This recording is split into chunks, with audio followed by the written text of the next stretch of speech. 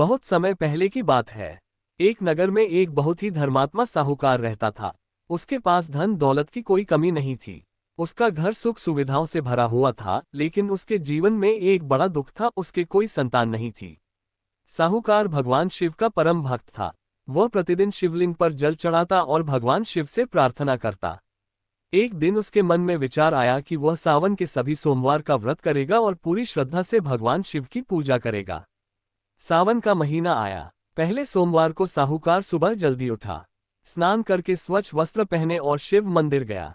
उसने भगवान शिव को जल, बेलपत्र, फूल और धतूरा अर्पित किया।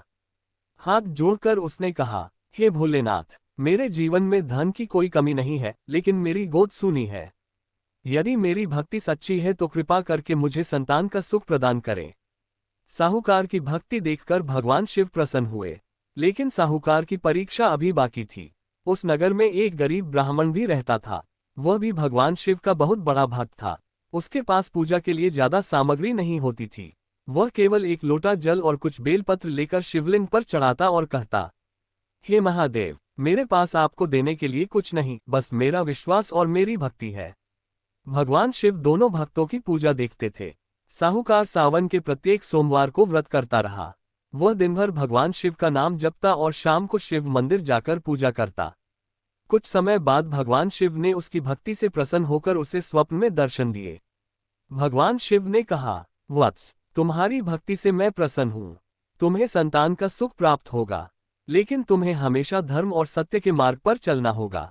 साहूकार ने भगवान शिव को प्रणाम किया और कहा, प्रभु, मुझे आपकी कृपा के अलावा और कुछ नहीं चाहिए। कुछ समय बाद साहूकार के घर एक पुत्र का जन्म हुआ। पूरे घर में खुशी छा गई। साहूकार ने इसे भगवान शिव का आशीर्वाद माना। बालक का नाम शिवदास रखा गया। शिवदास बचपन से ही भगवान शिव का भक्त था। वह प्रतिदिन मंदिर जाता और शिवलिंग पर जल चढ़ाता। समय बीतता गया और शिवदास बड़ा होने लगा।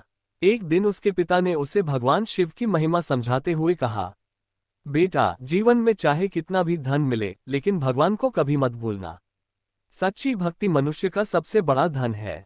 शिवदास ने पिता की बात हमेशा याद रखी। एक बार शिवदास को गंभीर संकट का सामना करना पड़ा। उसके परिवार के लोग बहुत चिंतित हो गए, लेकिन शिवदास ने घबराने के बजाय भगवान शिव का स्मरण किया। उसने शिवलिंग के सामने बैठकर सच्चे मन से प्रार्थना की, हे महादेव, मैं आपकी शरण में हूँ।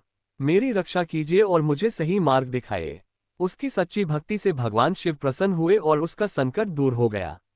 तब साहूकार को समझ आया कि भगवान शिव केवल धन या बड़ी बड़ी पूजा से प्रसन्न नहीं होते। भोलेनाथ तो सच्चे मन और श्रद्धा से की गई छोटी सी भक्ति से भी प्रसन्न हो जाते हैं।